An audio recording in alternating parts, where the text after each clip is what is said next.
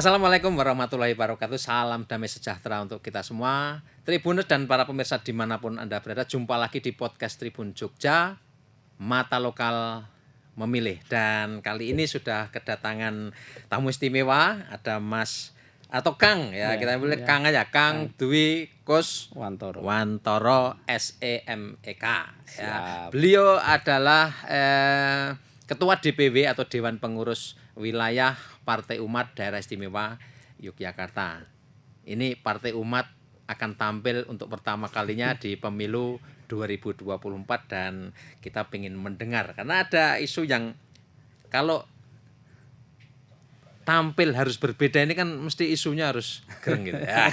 Nah, kali ini kita akan ngobrolin soal dua isu yang saya kira memang substansial ya. Yang pertama ini soal kezaliman dan ketidakadilan. Nah, dalam versi Partai Umat dan Kang Dwi Kuswantoro nanti akan menjelaskan ya, kira-kira memberi gambaran ringkas kepada kita dua isu ini sebetulnya apa sih yang dimaksud oleh Partai Umat. Monggo Kang Dwi. Ya, matur nuwun Mas Krisna ya. Sebelumnya Assalamualaikum warahmatullahi wabarakatuh. Waalaikumsalam. Selamat sore untuk pemirsa semuanya. Podcast Tribun Jogja, Mata Lokal Memilih. Mata Lokal Memilih, luar biasa. Ini keren ini. Iya, ini slogan kita. Yes. Jadi terima kasih tentu kami berkesempatan bisa hadir di studio ini di Tribun dan perlu kami perkenalkan ya, ini Partai Umat ini partai paling buncit. Partai buncit lahir itu kemudian dan penuh perjuangan ya. Penuh perjuangan. Kita nomornya juga nomor terakhir, nomor 24. Jadi kalau kita lihat nomornya itu urutnya kan enggak 1 sampai 17, setelah itu loncat 24. Karena yang 18 ke sini kan nomor di Aceh ya. Partai-partai lokal di Aceh. Ya memang kita juga sempat di single out ya. Ya itu perjuangannya ya. Luar biasa. Dan alhamdulillah kita bisa hadir di pemilu 2024. Jadi Partai Umat ini memang perlu saya kenalkan dulu ya. Iya, enggak apa-apa. Mas Rizna ya, biar pemirsa semua kenal gitu. Partai Umat ini partai Islam. Partai Islam dengan dasar Islam rahmatan lil alamin. Ya tentu dalam bingkai Negara Kesatuan Republik Indonesia dan Pancasila. Jadi Partai Umat memang kita membawa jargon perjuangan gitu atau tagline adalah lawan kezaliman, tegakkan keadilan. Ya kenapa ini penting? Karena kita tahu ya kalau dalam terminologi sederhananya kalau sifatnya individual itu kemungkaran. Gitu, amar ma'ruf nahi munkar gitu. Nah, karena itu memang sifatnya masih komunal gitu ya. Nah, tetapi kalau dalam sebuah sistem itu tidak lagi komunal, itu harus sistemik gitu. Maka itu yang disebut namanya kezaliman gitu loh. Jadi kemungkaran yang tersistem itu namanya kezaliman. Jadi misalkan contoh ini sederhana. Kalau kita bicara bagaimana perjuangan rakyat Palestina, itu tidak bisa amar ma'ruf nahi munkar, itu udah kezaliman. Karena itu sistem gitu kan, sistem negara bahkan dalam sebuah sistem yang luar biasa. Itu contoh ini bagaimana kemudian memang harus didekati dengan pendekatan sistem. Kemudian ya tentu kalau ketidakadilan kita tahu lah ya, memang bermuara dari ketidakadilan itu, baik skala yang kecil kemudian menjadi skala yang besar. Nah, Partai Umat dalam hal ini memang kita mengambil posisi di situ. Ya tentu ini posisi yang sebenarnya tidak ya banyak pihak yang dalam tanda kutip sejak awal Mas. Sejak awal dulu ya ketika kita Kemenkumham. Jadi kan Partai Umat ini tidak hanya berproses ketika kemarin verifikasi KPU panjang gitu, panjang. Jadi ketika kita mendaftar di Kemenkumham gitu ya. Jadi kita memang partai yang betul-betul berangkat dari nol betul, jadi tidak ada gitu. Kemudian kita mendaftar menjadi partai politik ke Kemenkumham. Itu sudah banyak yang ragu, ya kan? Ini kira-kira Partai Umat diloloskan nggak ke Kemenkumham, kira-kira gitu kan? Tapi alhamdulillah ternyata banyak yang profesional juga kan di Kemenkumham kan, saya kira banyak. Dan alhamdulillah kita bisa lolos. Nah, tahap kedua baru kemarin, ya kan? Ketika di verifikasi KPU, ya tentu ada dinamika yang saya kira publik sudah tahu. Ya, pokoknya gegerannya tahu semua lah. Ya, itu. Nah, itu kami tentu ya semakin meyakini gitu. Bahkan memang perjuangan untuk melawan kezaliman, menegakkan keadilan ini tidak mudah gitu. Jadi kalau kita baca banyak sejarah itu, misalkan sejarah-sejarah kenabian itu untuk melawan sebuah kezaliman, misalkan Musa dengan Fir'aun misalkan, itu sangat tidak mudah gitu. Bahkan di banyak ayat itu lebih banyak sekali ayat yang menceritakan bagaimana perjuangan seorang Musa melawan Fir'aun itu sampai Musa saja kemudian minta Harun saudaranya untuk menjadi dalam tanda kutip membantu dia gitu. Nah, kenapa? Karena memang itu tidak mudah. Dan ini dalam perjalanan sejarah memang membuktikan kezaliman ini tentu perspektifnya sangat luas ya. Kalau hari ini tentang kondisi perekonomian kita, kemudian ketimpangan ekologi dan sebagainya, tentu hari ini sekarang kita sudah tahu lah ya bagaimana terang benderang rakyat di situ memprotes misalkan satu kasus yang dekat saja di sini ya tentang tambang misalkan yang rame-rame di Wadas misalkan. Itu kan jelas kalau kita lihat secara ekologi ya itu tidak bisa amar ma'ruf nahi mungkar, itu udah kezaliman itu. Karena apa? Itu berpengaruh kepada sistem yang tidak hanya manusianya tapi juga sudah sistem pada alamnya dan sebagainya. Nah, ini kan contoh-contoh ya, itu contoh kecil aja yang kontennya agak lokal lah kira-kira. Tapi kalau secara nasional kan kita ada banyak persoalan lain ya. Oke, kita coba menukik ke daerah istimewa Yogyakarta ya, tempat kita sendiri, wilayah kita sendiri lah. Ini dalam konteks Partai Umat ini apa yang dibaca, karena bagaimanapun orang dari luar melihat DIY atau Jogja itu kota yang seksi ya, kota yang indah, tetapi ada persoalan-persoalan apa di dalamnya yang perlu dikritisi ini? Ya tentu konteksnya karena kita adalah sebagai partai politik adalah mengkritisi secara konstruktif. Ini penting. Jadi kita bukan ekstra parlementer nih. Jadi bukan demonstran gitu, tapi kita memang maka kami meyakini ya, ini perjuangan kita ini kita melihat demokrasi ini sudah sangat cukup untuk kalau kemudian kita membawa kepada kesejahteraan ya sesuai dengan cita-cita pembentukan bangsa negara kita ini kan sudah sangat cukup ya. Artinya demokrasi. Makanya kita meyakini tidak melalui gerakan ekstra parlementer tapi melalui parlemen. Maka Partai Umat lahir secara partai politik. Nah, tadi kembali ke Jogja. Ya Jogja ini luar biasa, Mas. Siapa sih yang nggak kenal Jogja lah kira-kira ya? Iyalah. Ya kan? Tidak, siapa sih yang nggak kenal Jogja gitu. Bukan hanya Indonesia nih. Ini sudah menjadi kekayaan budaya dunia kan, dengan segala sesuatu yang kita miliki ya, ada keraton, ada masyarakatnya yang luar biasa, kebudayaan, bahkan kerajinan Jogja itu sudah internasional semua. Nah, tetapi memang kita juga tidak boleh kemudian melihat hanya satu sisi. Ya, kalau kita lihat bagaimana Jogja ini, DIY kita ini angka kemiskinannya masih tinggi loh, Mas. Ya kan? Gitu ya kan, teman-teman saya kira media udah baca itu datanya kan. Betul. Bagaimana kemiskinan kita itu secara agregatif lebih besar dibanding dengan nasional. Nah, rata-rata nasional ya. Satu lagi, Mas. Ini agak sebenarnya menurut saya agak lebih menggelitik, dan ini tentu menjadi hal yang harus kita perhatikan, yaitu tentang ketimpangan pendapatan ya. Nah, dalam hal ini Gini ratio. Nah, Gini ratio kita ini kan, kalau Gini ratio itu skalanya kan 0,1 sampai dengan 1.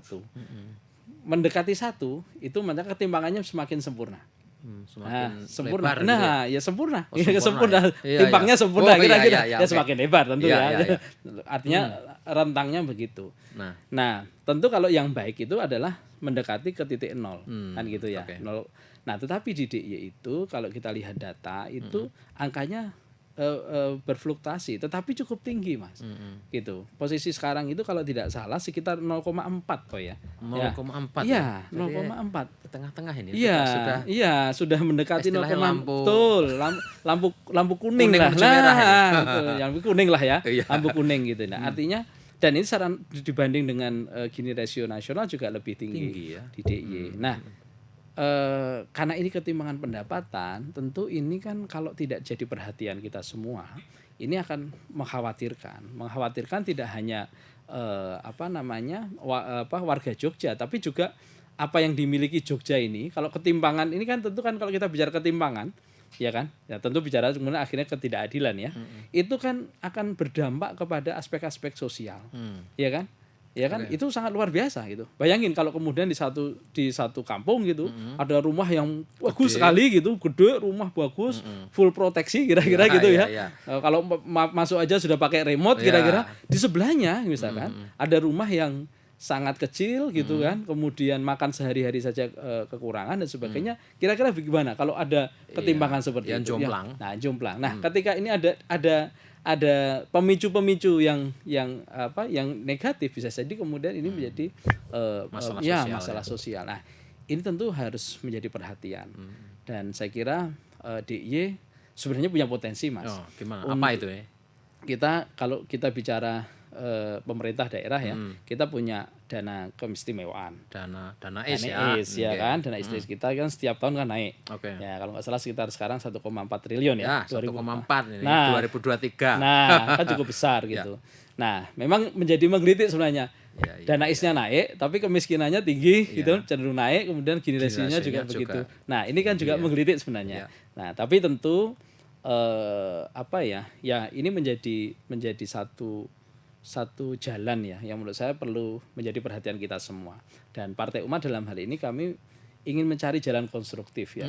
Bagaimana konsep pembangunan yang ada di DIY ini perlu kita dorong kepada konsep pembangunan yang berbasis warga lah.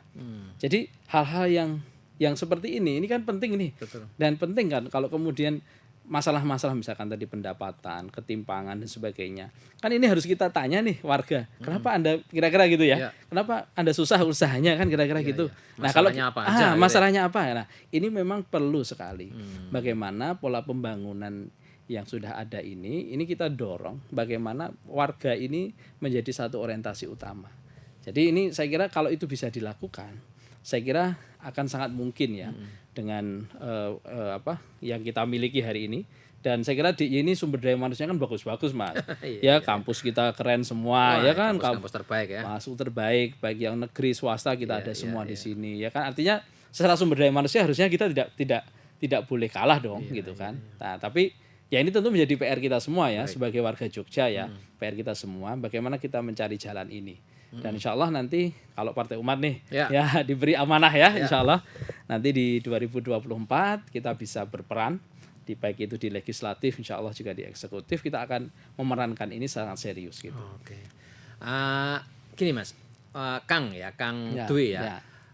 Sejauh ini yang sudah terbaca ya barangkali kan tentu Partai Umat ini kan ada konsolidasi, ada pertemuan kesana kemari dan sudah mendapatkan input-input dari bawah tentu saja. Kira-kira ini mungkin ada yang bisa terbaca itu problem-problem yang kemudian membuat Gini rasio itu menjadi agak tinggi itu apa gitu kira-kira mungkin ada dikasih clue atau contoh gitu ya. Ya kalau secara gampang Mas, kalau saya lihat itu memang dari aspek kemudahan berusaha di Jogja itu kan ya tentu akan sangat berbeda. Kalau kita lihat bagaimana pembangunan bisnis-bisnis ya yang skala besar ya, misalkan hotel, kemudian juga restoran, satu lagi juga toko berjejaring Mas. Nah itu juga kita ini lihat kadang-kadang juga miris ya kalau lihat itu. Saya ini di rumah saya di Nitian nih di Jogja ya.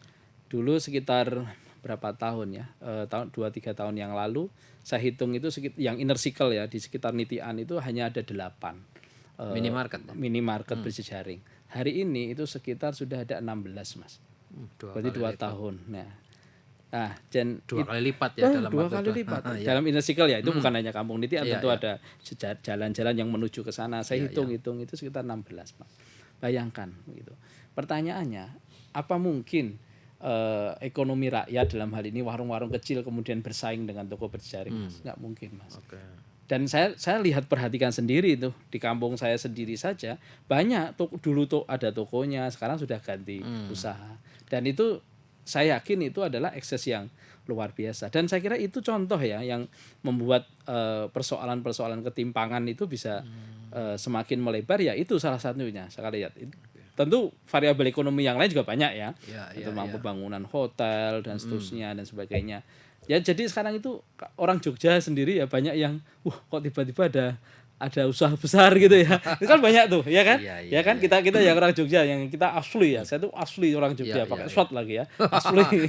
Jadi kadang tiba-tiba kok ada rumah sudah, makan besar gitu ya. iya, Kalau orang kampung saya juga nggak ada tuh gitu yang kita punya modal segitu besar. Nah, ini kalau tentu hal-hal ini ya tentu ada positifnya. Tetapi kalau kemudian warga ini tidak diperkuat gitu, tentu dari aspek ekonomi dan sebagainya. Ini kalau tidak diperkuat ya nanti ketimpangan ini akan semakin Melebar, melebar. kesenjangan Ya, semakin lebar ya. ya kalau sudah begitu kan ya kita tidak harapkan ya Iya, betul. aspek-aspek sosial yang lain. Problem sosial semakin berlipat ganda. Betul. Nah, inilah kami potret ini salah satu aspek yang secara ekonomi ya. Itu kecil nih Mas. Baru satu ini aspek aja. kecil ya tentang ketidakadilan ini yang jadi concern kita lah. Insya Allah akan jadi concern kita. Baik, tadi juga sudah disinggung ya, kita sama-sama tahu ya potensi dana ACE yang tahun ini meningkat juga gitu ya, angkanya lumayan signifikan. Menurut Kang Dwi nih, kira-kira kan ini sudah jalan beberapa tahun kan sejak UK itu kan. Nah, barangkali ada catatan-catatan khusus terkait itu. Ada potensi, tetapi kenapa kok kemudian gini rasio tinggi, tingkat kemiskinan tinggi, kenapa kok ada evaluasi lah, kita kayak review terkait dengan program-program dana ACE tepat atau tidak, atau mungkin terlalu fokus di mana. Nah, gitu itu yang mungkin memang harus menjadi concern kita bersama ya, tentu semua komponen ya, yang tentu teman-teman yang sudah di legislatif juga harusnya lebih menjadi perhatian ini kan, bagaimana optimalisasi dana ACE. Jangan sampai kan kita tahu nih dana ACE ini kan kalau kita lihat di undang-undang keistimewaan itu kan memang peruntukannya kan ada tuh ya kan, salah satunya untuk kegiatan kebudayaan dan sebagainya gitu kan. Nah, ini kan perlu kita geser Mas. Kalau saya sih sederhananya ya kita perlu kita geser. Kalau itu memang kebudayaan yang menimbulkan produktivitas, ini kan harus kita dorong. Ya kan? Kebudayaan kan saya kira kalau kita bicara kebudayaan kan luas nih ya, nggak bisa hanya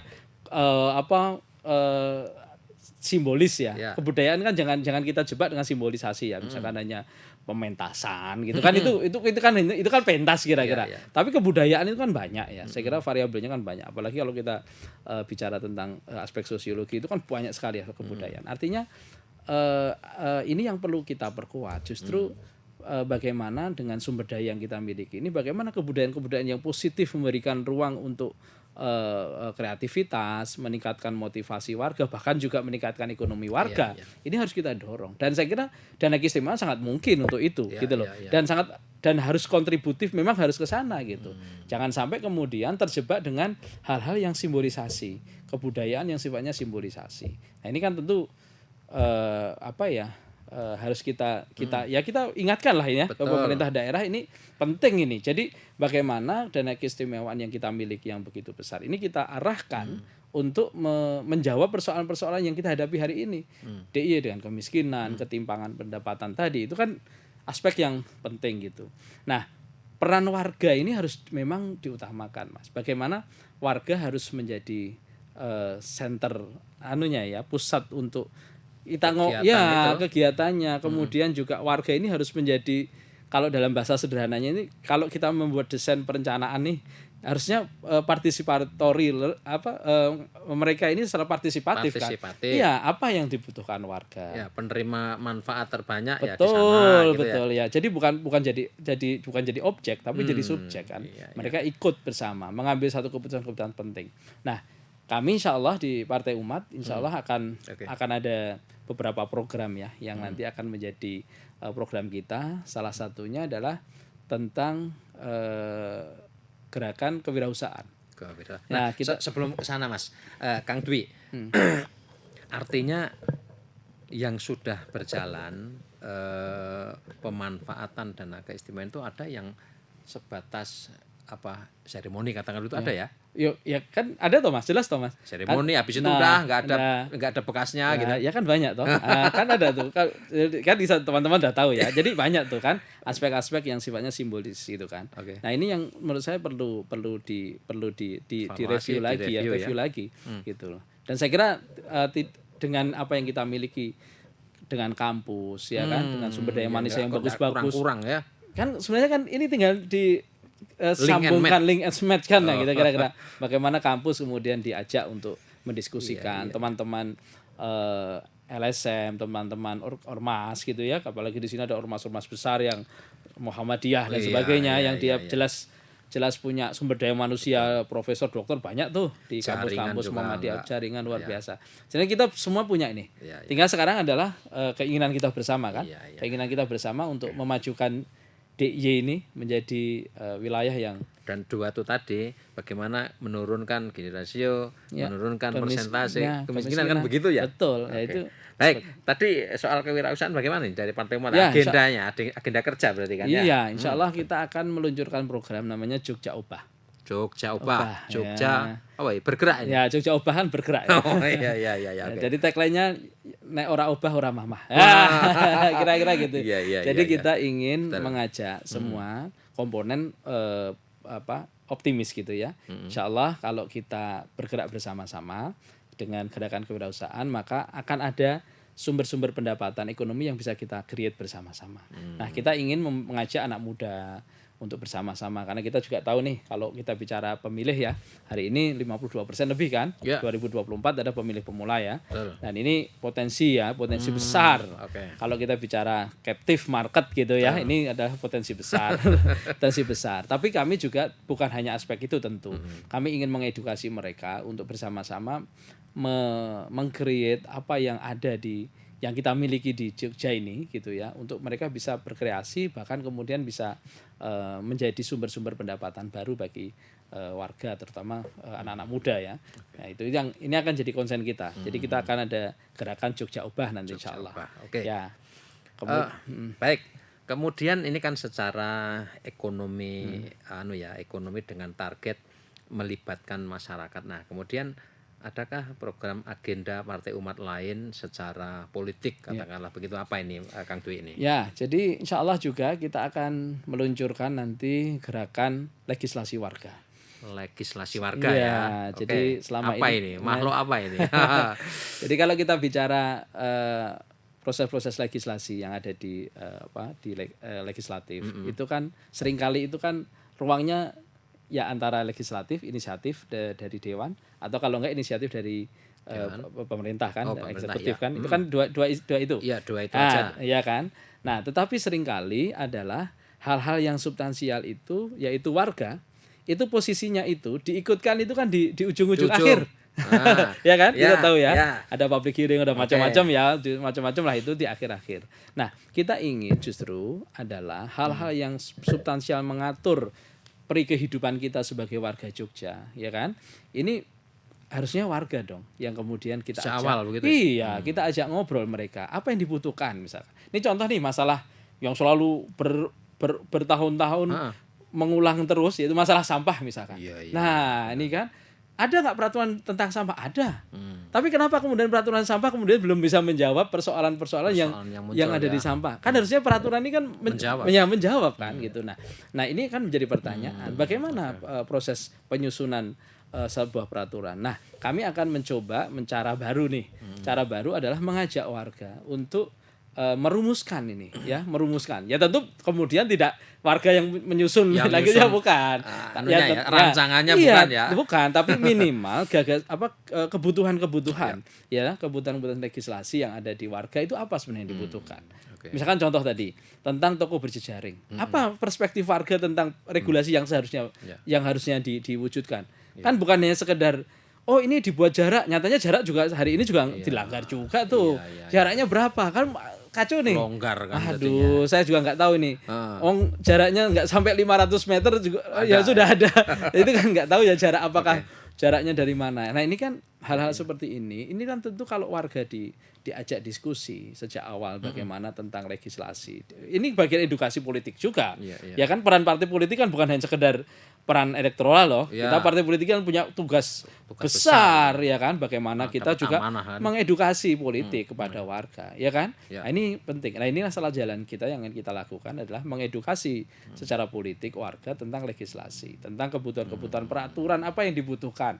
Gitu kan. Nah, dengan begitu nanti warga mengcapture ya masalah yang tentu akan banyak tuh. Ya. Karena kan masalah-masalah yang ada di mereka gitu kan. Secara partisipatif kita buat sampailah insya Allah ya nanti akan ada buku putihnya gitu ya.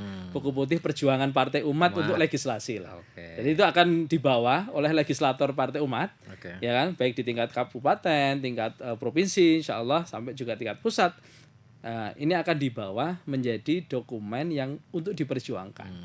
Kalau di tingkat peraturan belum ada gitu kan, ya berarti harus ada usulan kan gitu kan.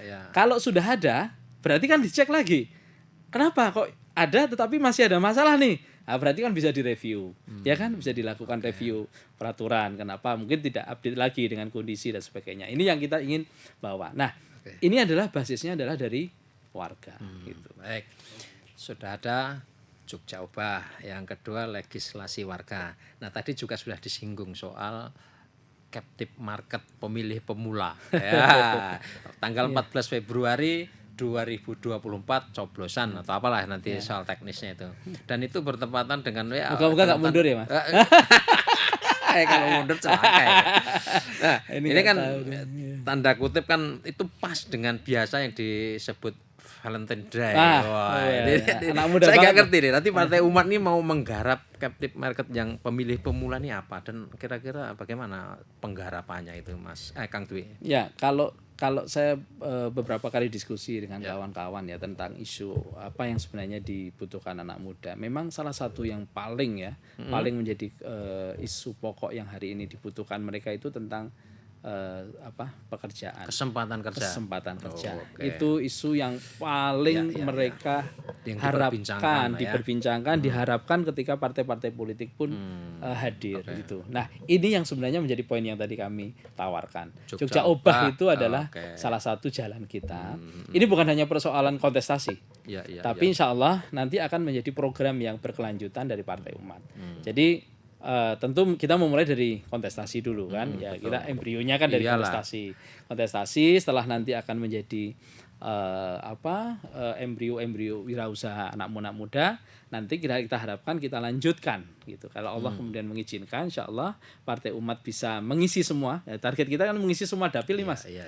Semua dapil kita bisa ada legislatornya gitu, perwakilan gitu, legislatifnya, kemudian tingkat kabupaten kota kita bisa buat fraksi-fraksi sendiri, kemudian juga tingkat pusat juga gitu, insya Allah juga lolos ya, moga-moga doanya ini parlemen threshold ini kan perjuangan tidak mudah tapi berat ini tapi insya Allah optimis lah, harus optimis ya. Nah ini yang nanti kalau ini bisa kita masuk semua maka program-program yang sudah kita inisiasi ini akan kita selaraskan dengan arah dari teman-teman baik yang di legislatif, moga-moga juga kita bisa punya eksekutif ya, di DIY insya Allah 2024 kan tidak hanya kontestasi legislatif kan, capres juga pasti, kemudian ada juga pilkada. November ya, kalau salah November. Nah, harapan kan insya Allah kalau Partai Umat sudah punya kursi, kan kita bisa mengajukan.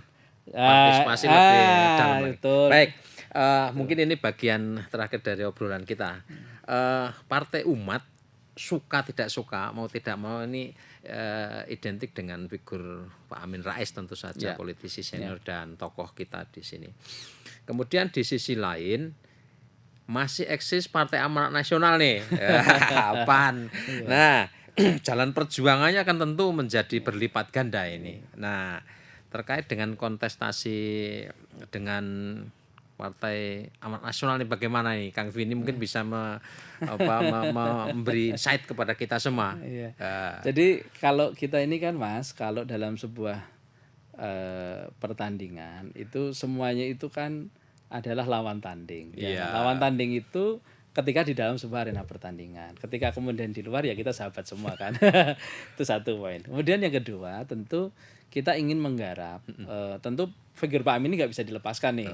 Pak Amin ini memang apapun ya sebagai guru kita gitu ya, guru politik kita dan banyak hal lah beliau sangat kita kita hormati, termasuk integritas beliau ya di dalam upaya-upaya terus mengkritisi. Saya kira memang harus ada itu.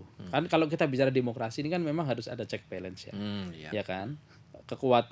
tidak boleh kekuatan terlalu dominan. Misalkan di eksekutif itu nggak boleh juga, harus ada check balance. Maka ada legislatif. Kalau tidak ya kelompok-kelompok sipil ini kan juga penting ya untuk menyuarakan terus supaya apa? Ya kita ini kan amanat reformasi kita jelas Mas. Kita kan ingin membawa bangsa ini menjadi on the track ya untuk mendorong kesejahteraan dengan apa? Dengan mereka bisa punya posisi yang seimbang, jadi tidak ada terlalu dominan. Nah, kembali dan demokrasinya sehat juga. Sehat. Ya. Nah, dalam kontestasi tadi tentu kita konteksnya adalah fastabiqul khairat. Nah, kan itu ya, berlomba-lomba dalam kebaikan. Ya. Ada nggak irisan? Ya tentu mesti ada irisan, Mas. Nggak mungkin nggak lah. Pasti ada irisan. Pasti ada irisan antara Partai Umat dan Partai Amanat Nasional. Itu pasti ada irisan. Wong itu genetika awalnya itu mirip-mirip lah kira-kira. Gennya itu sama ya. Ya, biarpun kita beda nih ya. Kita punya beda. Kita Partai Islam. Nah, tentu kita juga pasti akan menggarap captive market yang selama ini sudah ada. Dan itu menjadi ketokohan-ketokohan seperti Pak Amin ya. Tapi juga ini penting juga. Kita juga ingin menggarap captive market yang tadi ya Mas, yang sekitar 52% yang itu mereka kan belum punya pilihan, preferensi politiknya belum ada. Nah, ini yang justru menurut saya ini menjadi ruang kita bersama untuk berfastabil khairat ya kan, untuk mengambil captive yang baru juga gitu loh.